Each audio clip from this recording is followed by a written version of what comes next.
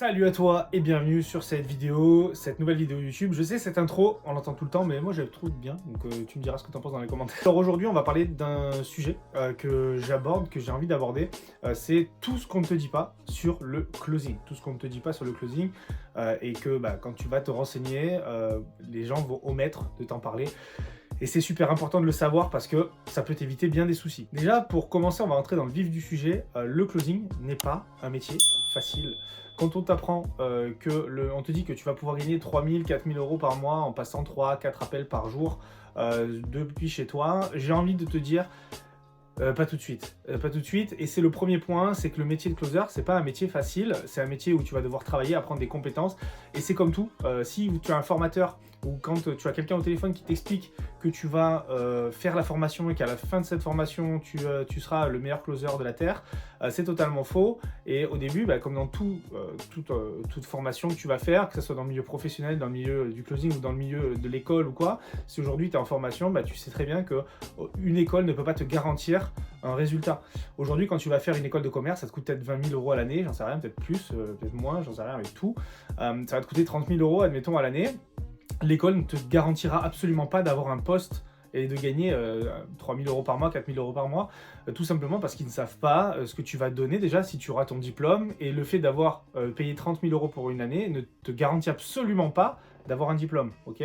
Donc ce qu'il faut bien comprendre, c'est qu'avec le closing, c'est exactement la même chose. C'est pas parce que tu vas payer une formation que ça y est, tu vas être le meilleur closer du monde. C'est pour ça qu'aujourd'hui, il y a énormément de personnes qui se lancent dans le closing, à qui on n'a pas dit ça, et qui pensent que, ouais, ça y est, j'ai fait la formation, je suis très bon closer, je suis closer à étiquette, et c'est pas normal que je fasse pas d'argent, c'est de l'arnaque. Et en fait, non, tout simplement parce qu'on vous a pas aiguillé sur les bonnes choses. On vous a pas expliqué comment ça se fait que tu vas pas gagner 4 000 euros tout de suite. Ça veut pas dire que tu peux pas le faire, ça veut juste dire que tu ne vas pas le faire forcément tout de suite, et que ça va prendre un certain temps. Il faut savoir se lancer, il faut savoir faire les choses, mettre en place, appliquer, et surtout avoir une bonne formation et un bon coach, et des bons coachs en fait qui t'ont bien expliqué et qui te suivent régulièrement, parce que le closing n'est pas c'est pas parce que tu as fini ta formation de closer ou de commercial digital que ça y est, tu n'as plus besoin d'apprendre. En fait, le métier de commercial digital, c'est un métier qui est sur le long terme et qui est en formation continue. Donc ça, c'est quelque chose qu'on ne t'a pas dit. Si aujourd'hui, tu as envie de te lancer dans le closing, c'est très bien, mais sache que c'est pas parce que tu auras fini ta formation que tu dois arrêter d'aller à tes coachings, ou si tu as plus de coaching, c'est compliqué. Voilà pourquoi moi je pars du principe que le closing, c'est une formation continue, ce n'est pas un métier facile, et il faut savoir dans quoi tu mets les pieds quand tu t'engages. Le second point qu'on peut aborder dans cette vidéo, ça va être également qu'il n'y a pas de sécurité d'emploi dans le closing, tout simplement parce que c'est de l'entrepreneuriat et tu es payé à la commission. Donc il n'y a aucune garantie qu'à la fin du mois, tu aies un salaire. Okay, c'est pour ça que je recommande toujours de commencer le closing quand tu es dans un métier à côté, à mi-temps. Déjà de faire ta formation, de continuer à travailler à côté si c'est le cas, et de ne pas quitter ton job en disant ça y est, j'ai fait une nouvelle formation, je change de métier et c'est parti. Tout simplement parce que tu dois avoir des frais, tu dois avoir des impératifs, des choses à payer, et il faut pouvoir être capable de les payer. Donc être dans le salariat ou de travailler à côté dans un métier n'est pas incompatible avec le closing. Par contre, ce qu'il faut faire attention, c'est de ne pas te lancer corps et âme dans ce métier tout de suite à 100%.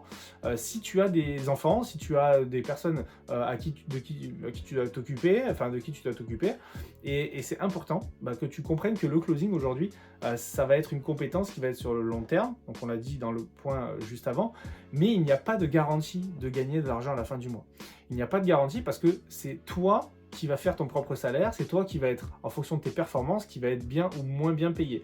Et c'est ce qu'on voit également avec beaucoup de closers qui ont eu une idée sur le closing qui était, on leur a vendu un truc sur le closing comme étant la solution pour être libre géographiquement, liberté financière, etc. Mais ils se retrouvent derrière avec le revers de la médaille qui est que en fait ils ont du stress tous les mois. Début de mois, tu retombes à zéro. Alors après, tu peux avoir des commissions différées, etc. Mais c'est des choses qui, en général, tu repars à zéro chaque mois. Et il faut avoir conscience que chaque mois où tu débutes, ça va être du stress qui va être généré. Et il faut savoir apprendre à gérer ce stress. Et c'est exactement ce que tu dois avoir dans une bonne formation. C'est des gens qui t'apprennent à gérer ton stress, qui t'apprennent comment est-ce que tu vas pouvoir mettre en place des process, qu'est-ce que tu peux mettre en place pour avoir justement un écosystème autour de toi qui commence à travailler pour toi et pas uniquement toi qui prenne des appels. Donc tout ça, c'est ultra important à savoir avant de te lancer. Ça, c'était le second point qui est pour moi essentiel. De ne pas croire qu'aujourd'hui, tu vas pouvoir avoir une sécurité d'emploi dans le closing. C'est complètement utopique de penser ça. Le troisième point, c'est qu'il y a énormément d'arnaques sur Internet. Ok. Et quand je dis arnaque, je ne parle pas des closers, je parle des clients. Aujourd'hui, c'est très difficile déjà d'avoir un client. Ok, quand tu es closer, et c'est ce qu'on voit aujourd'hui, si tu vas sur LinkedIn, tu peux taper sur LinkedIn, tu regardes le nombre de closers qui recherchent des postes aujourd'hui sur LinkedIn, parce qu'ils ont eu une formation, ils ont fait 5-6 heures de formation ou 10 heures de formation, ça y est, ils ont fait 3 coachings, et les mecs se disent, ok, c'est bon, c'est facile, je vais trouver un client. Sauf que trouver un client aujourd'hui, c'est très compliqué. Pourquoi? Parce qu'il y a énormément de closers. Et comme il y a énormément de closers, il y a énormément d'équipes qui sont déjà constituées, et pour faire ta place, ça va être compliqué. Donc ça, il faut apprendre à te vendre, à trouver le bon client, et trouver le client qui va te payer à la fin du mois. Parce que moi, j'ai eu 2 mauvaises expériences, une qui s'est passée il y a un petit moment et une qui est un peu plus récente, et je vais vous la partager pour que vous compreniez un petit peu comment ça se passe. Donc je travaille avec un client qui s'appelle Anthony, qui crée des applications mobiles no-code, et cette personne n'a pas été capable de mettre un écosystème assez solide autour de son produit. Il ne croyait peut-être même pas en son produit, alors ça c'est autre chose. Et le gros problème, c'est que j'ai été chargé de mettre une équipe de vente en place, de travailler avec cette personne, de mettre des closers, on a créé un pitch de vente, on a créé tout un écosystème de vente, on avait des leads qui tombaient, donc ça c'était déjà pas mal, parce qu'il y a des clients qui n'ont pas de leads qui tombent, et c'est à vous d'aller prospecter, enfin ça c'est encore différent. Et en fait, on avait un deal avec cette personne-là, bien sûr, qui était, si je faisais une vente avec l'équipe ou 2 ventes, on avait le pôle vente et on pouvait commencer à vraiment travailler avec lui, etc. Ok, c'était le deal, ça lui convenait, etc. Les calls ne se sont pas spécialement passés comme on voulait. On avait une cible qui était qui n'était pas très qualifiée. On avait beaucoup de mal à closer son produit. Néanmoins, réussi à faire une vente. Puis une deuxième, on a réussi à faire 2 ventes avec cet écosystème-là. Et en fait, cette personne a été assez malhonnête et m'a dit à la fin oui, ça fonctionne pas comme on veut, je vois pas pourquoi je devrais vous payer alors que vous avez même pas fait une vente, donc alors qu'on avait fait une vente, hein, c'était pas le problème. Et il a refusé de payer, de me payer mes commissions, et il a refusé de payer ce pourquoi il m'avait engagé. Donc c'est pas grave, bon c'est pas grave, j'ai pas besoin de lui, c'est pas quelqu'un qui est très important, et puis bon, il débutait, hein, ça peut arriver quand on débute, on n'est pas très calé dans l'entrepreneuriat, enfin bon, lui, pour le coup, il se croyait vraiment infopreneur, entrepreneur, etc. Mais il n'a pas été capable de payer son équipe. Et ça, c'est un gros problème, et c'est ce qu'on voit régulièrement sur des personnes en fait qui se lancent, etc. Et on ne sait pas trop s'ils vont être vraiment stables et s'ils vont avoir la possibilité de vous payer à la fin. Et il y a énormément de closers qui se sont fait avoir comme ça, qui avaient des contrats pourtant, qui avaient des choses qui attestaient qu'ils travaillaient avec ce client-là, et ils n'ont pas été payés. Alors quand vous travaillez avec un client qui est à l'étranger, comme c'était le cas avec Anthony, il travaillait au Canada, forcément on n'a pas de recours judiciaire, mis à part aller prendre un avion et aller lui rendre visite, ce qui fonctionne pas. J'avais pas la possibilité de récupérer, donc j'ai perdu mon argent, il m'a arnaqué, tout simplement, c'est un arnaqueur, et je n'ai pas été payé. Maintenant, c'est pas très grave. Ce qu'il faut juste savoir, c'est qu'il y a dans ce milieu-là des clients qui ne sont pas très stables et des clients qui ne sont pas honnêtes. Et ça arrive. Donc, moi, je vous recommande de toujours passer avec des clients qui sont sérieux. Pour reconnaître des personnes sérieuses, ça, il faut apprendre à le faire. Et ça, c'est ce que je peux vous expliquer si vous en avez envie. On pourra faire une vidéo là-dessus.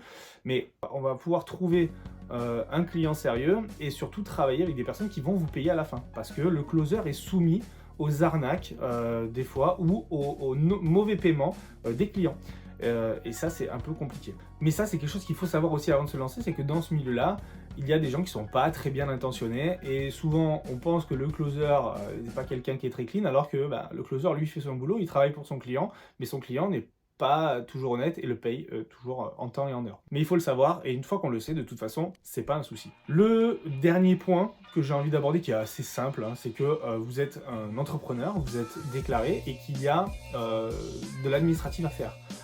Ça, c'est quelque chose qu'on ne vous dit pas non plus. Pourquoi? Parce que la plupart des écoles de closing, ou certaine majorité, n'est pas en France. Et comme ils ne sont pas en France, ils n'en ont rien à foutre de l'URSSAF, ils n'en ont rien à foutre des impôts, ils n'en ont rien à foutre de la déclaration de votre entreprise, etc. Ils ne vous expliquent pas tout ça. Comment créer une boîte, comment est-ce qu'on va se déclarer, etc., etc. Et ça, c'est important de passer avec des formateurs qui sont français, quand vous êtes en France, bien sûr, pour pouvoir avoir une vision de l'entrepreneuriat dans son ensemble, et qu'ils puissent vous accompagner également sur la création de votre entreprise. Si vous ne connaissez rien à l'entreprise et à l'administratif, c'est quand même important.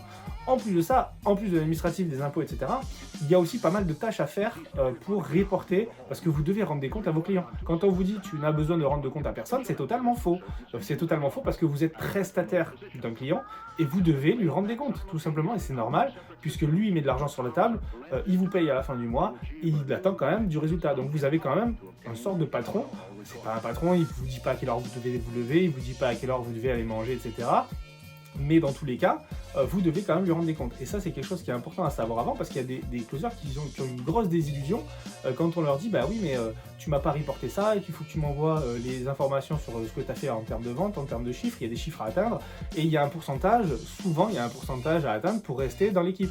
Donc tout ça, ce sont des petites choses qui font que c'est des points à savoir, c'est pas des points négatifs, c'est des points qu'il faut connaître avant de se lancer dans le closing, et c'est important qu'on en parle aujourd'hui. Donc c'était pour ça que j'ai fait cette vidéo. Donc si jamais ça t'intéresse de savoir un petit peu plus sur le closing, n'hésite pas à m'envoyer un message dans les commentaires, ou tu peux aller voir directement, m'envoyer un message sur Instagram sur formation _closer. Comme ça, tu auras toutes les informations, on pourra en parler ensemble. Donc si vous voulez en savoir plus sur le closing, sur la formation, sur comment se passe le métier là, pas forcément si vous voulez devenir closer, si vous voulez savoir un petit peu plus sur cet environnement-là, vous pouvez prendre rendez-vous avec moi. Vous allez sur mon site internet, c'est formationcloser.fr. Vous allez avoir la possibilité de prendre un rendez-vous, etc. Il n'y aura pas d'obligation, il n'y aura pas de vente forcée, il n'y aura pas tout ça. C'est si vous avez envie, vous pouvez venir. Si vous n'avez pas envie, ne venez pas. Si vous pouvez mettre un petit like sur cette vidéo, ça me fera super plaisir. Si vous pouvez vous abonner à la chaîne, parce que j'aimerais bien qu'on aille chercher les 600 abonnés. On a dépassé les 500 et je vous remercie pour ça. C'est super génial, je suis super content. Donc n'hésitez pas à vous abonner à la chaîne, à mettre un petit pouce sur les vidéos, à partager les vidéos. Ça me fera plus de visibilité, ça sera super sympa. Et ben voilà, je dis ce que les gens ne veulent pas dire sur le closing, tout simplement parce que je crois en ce métier-là. Et je pense que la meilleure façon d'avoir des bons closers et d'avoir des personnes qui sont accomplies dans ce métier-là, c'est de connaître la vérité quand on se lance. Et je veux vraiment que ça se passe pour toi, si tu as envie. Donc n'hésitez pas à vous abonner, à partager ces vidéos. Donc merci d'avoir regardé cette vidéo, j'espère que ça vous a plu et je vous dis à la prochaine. À très bientôt, salut à toi.